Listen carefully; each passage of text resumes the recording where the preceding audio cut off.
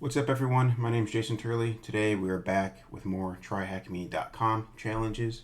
Today we'll be looking at the RootMe room.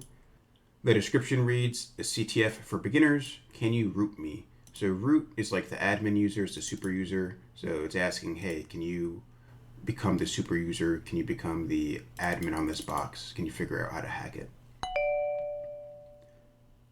Scrolling down, you see that we have 4 separate tasks, and they're categorized. The first one is simply deploy the machine, and then we have recon, getting a shell, so actually getting access to the target, and then privilege escalation. Let's do task 1. Connect to the TryHackMe network and deploy the machine.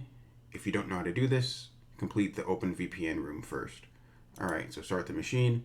So you could use the attack box, which is the built-in web browser VM. It's Kali Linux. It works perfectly fine, but I'll be using my own Kali Linux VM today. So in a few seconds, I'll get an IP address, and then we can start hacking that. Hit complete because we finished that, and then move on to the next one. All right, my IP address is loaded and it's populated here at the top. I'm gonna click here to copy that. And now we can move on to the recon section. So cool thing about TryHackMe is that a lot of the rooms, they break it down into these categories, into these tasks, and it helps guide you. This is a great way to get started with cybersecurity and hacking.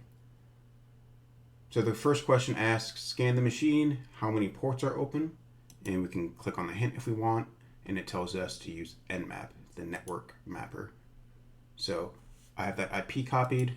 I'm gonna go over, nope, not there. I'm gonna go over to my terminal. Let me make a working directory. Let's call it RootMe. CD into that directory. Nothing here. And we want to run an Nmap scan on this IP address. The TAC SV tells Nmap to get the version number of the services. And let's output that into just nmap.txt. And I want verbose mode, so print out more information. Smash the enter key. Okay, we see 2 ports right here, 22 and port 80. So if port 80 is open, that's HTTP, that's a web browser.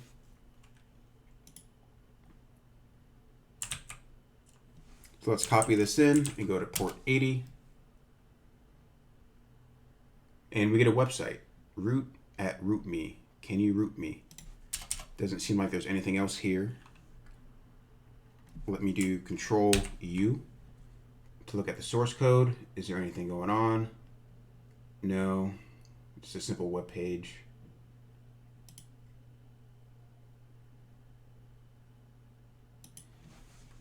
Go back, let's see if there's a robots.txt. Sometimes that's a cheeky way to get some flags, to get more information. No, it looks like there's nothing on the website, at least not yet. Let's go back to our Nmap scan, and it's finished.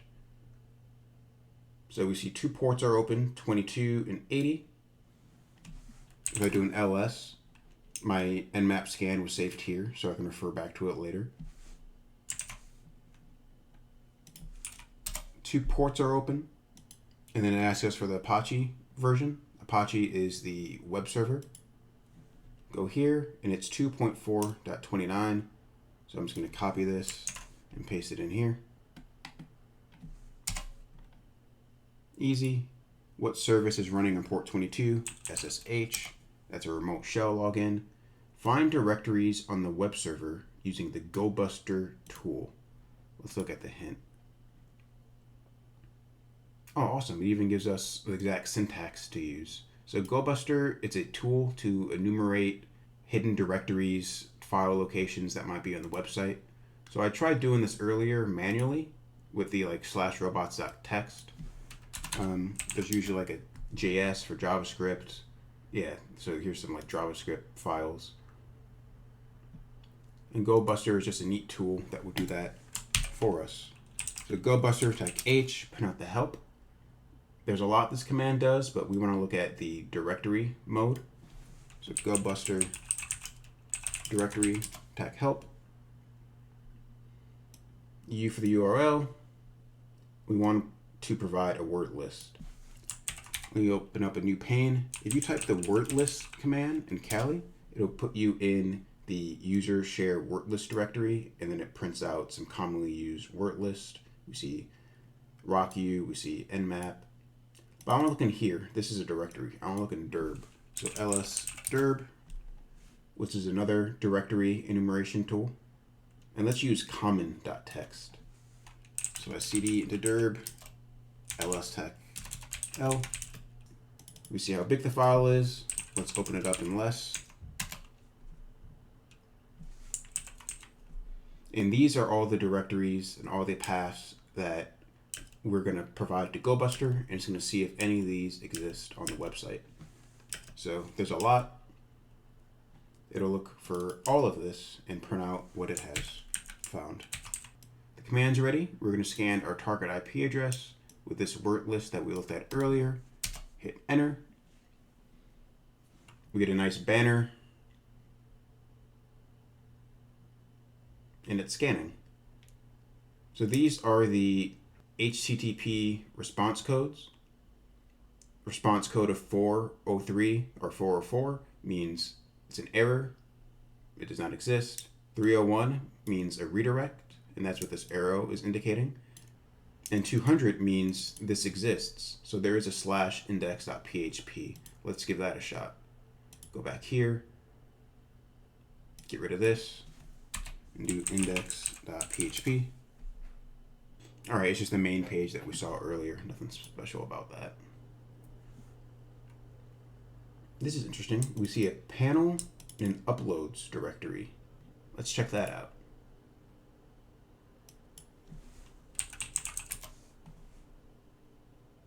Ooh, select a file to upload. Browse. Okay, this is just the junk that's on my desktop, but we can upload a file. And then when we upload it, it probably goes to that uploads directory. Nice. So we haven't uploaded anything. Let's go back to this question prompt. All right, we completed that. What is the hidden directory? /panel. Sweet. Let's go to the next category, getting a shell. Find a form to upload and get a reverse shell, and then find the flag. So the flag is user.txt. Hint. Search for file upload bypass in PHP reverse shell. Okay, so a PHP reverse shell. PHP is a server-side programming language. It's just code that runs on that web server. So we want to provide it some code that tells it to access my machine with a callback and open up a shell. So we remotely gain access to it.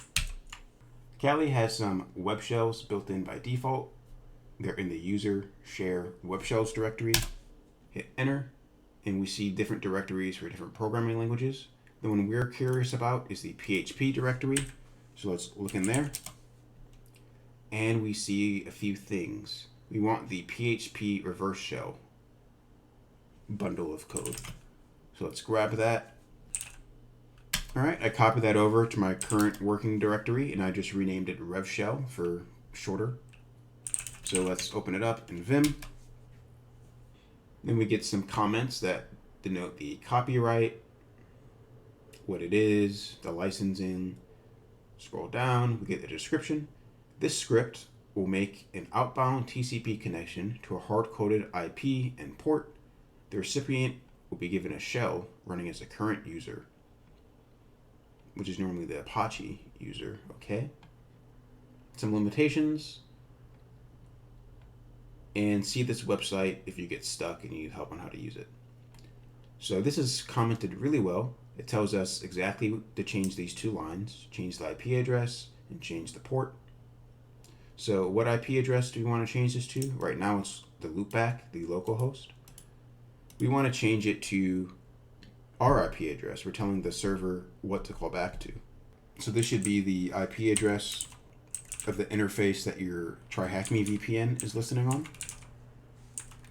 And we can leave the port like that, or we can change it I'm just going to change it to 8080.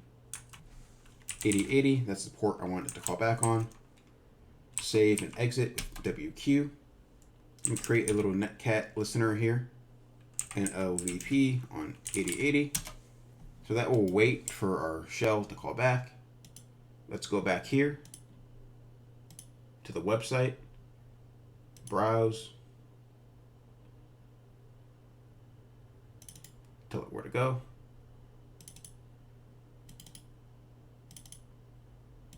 Upload this rep shell. Upload.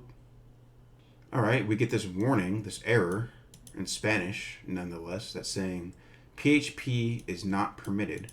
All right, it does not like that we have a .php file. So it's a form of web filtering.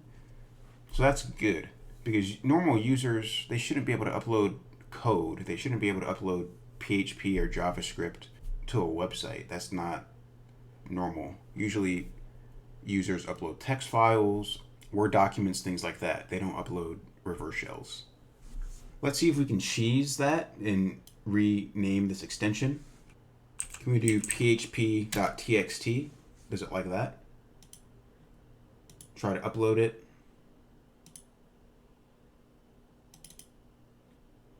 Upload. All right, it's green, so it says the upload was successful. Right click, duplicate tab. And I'm gonna go over to the uploads directory. All right, we see our php.txt file. Let's click on it. Let's see if it actually executes. And no, it doesn't. It just opens it up as a text file. So we were able to bypass that web filter, but the website, the server, it's treating it as a text file because that's what the extension is. It's not treating it like the PHP code. Let's see if there's other ways we can get around this web filtering. I'm gonna Google search for file upload bypass.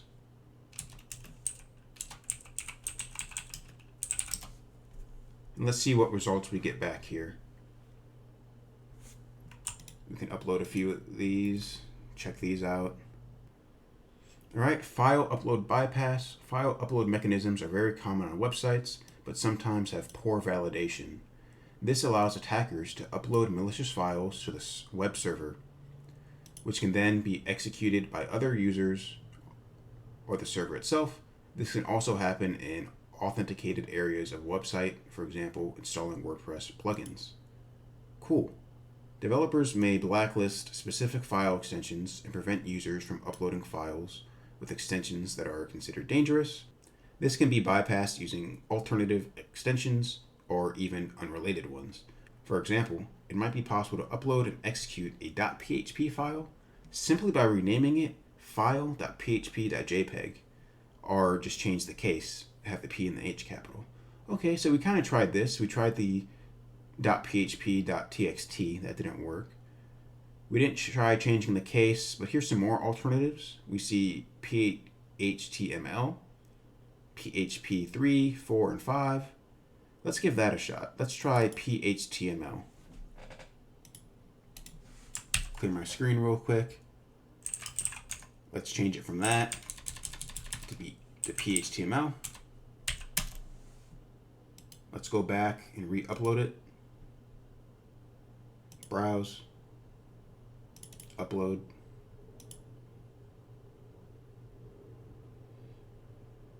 All right, we get success. We go over here.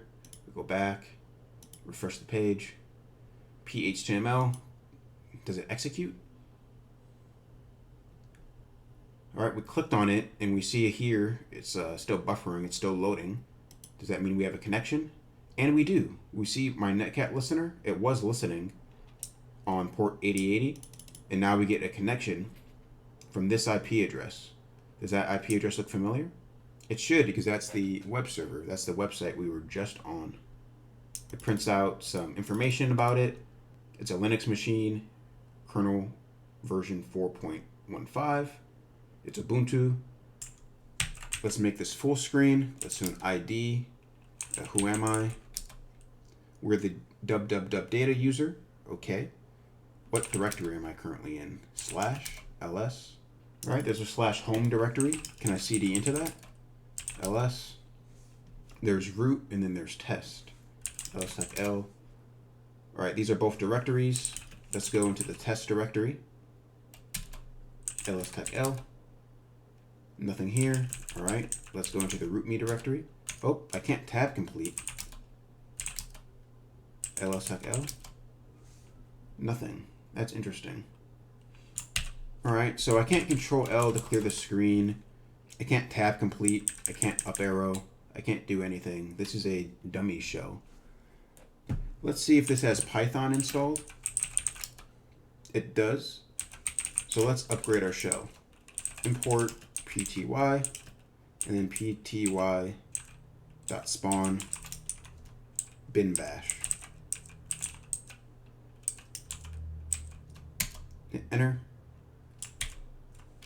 Hit Control Z to send that to the background.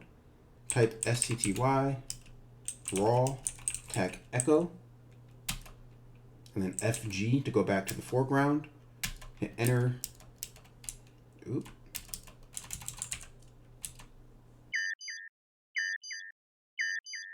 All right, I had a few issues there, but just to summarize, so the shell I was in, it would not let me do up arrow. I couldn't do tab complete, and if you hit Control C, it would kill the shell. So I want to upgrade it. I want to make it a more stable shell. And we can do that since the web server had Python running.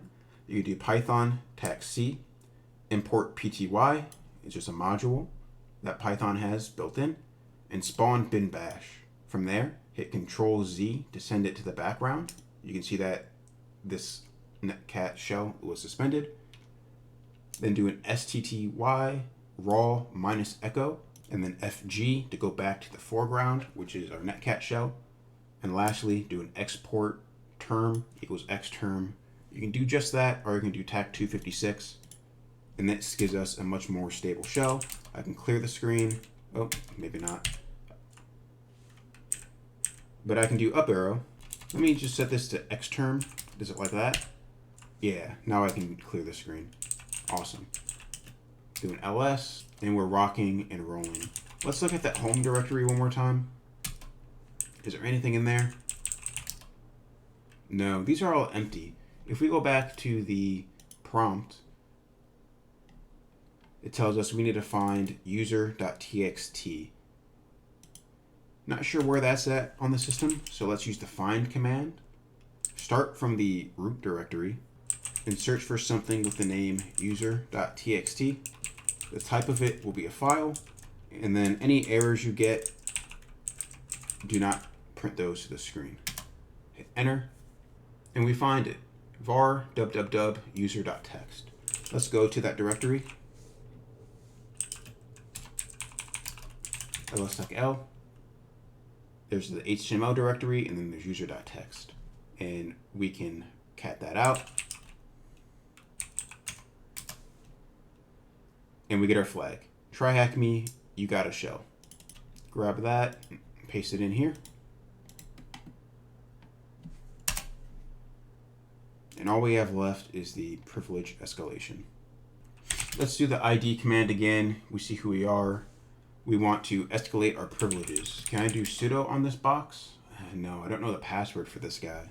So I can't run anything as sudo. At this point, I could upload something like linps, which is a Linux privilege escalation script, and it will automatically search for any vulnerabilities in regards to privilege escalation techniques. But we can do that manually, again, with the find command. Find, starting from root, any file that has the set UID bit set. And again, any errors, do not print those to the screen. Hit enter. We get a lot of output. Okay, we see all these commands that can ideally be run as root. Look at this. We see Python, user bin Python. Then we do an ls tag l. All right, we see this has the set user ID bit set as root. So anytime you run Python, it'll be run as the root user. This isn't normal. If I go to my VM and do ls-l on Python,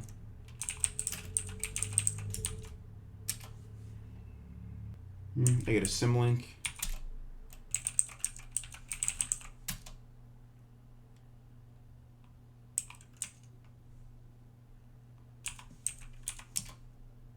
There we go. I just had to keep following the links. I go to Python 3.9. You see it's owned by root, but the executable bit is not set as the set user ID bit. You see this is an X, while this is an S. All right, so the set user ID bit is set. How can we take advantage of this? Well, there's a great website called GTFO bins that lists privilege escalation techniques for different commands and binaries. So we can search for Python, click the entry, and we want a shell. So if we run this command, it'll spawn bin sh, and we should be the root user. So let's paste that in there, hit enter. Let's do a who am I. We're still www data, ID. Okay, let's exit out of this. What if I run it with the full path, user bin Python?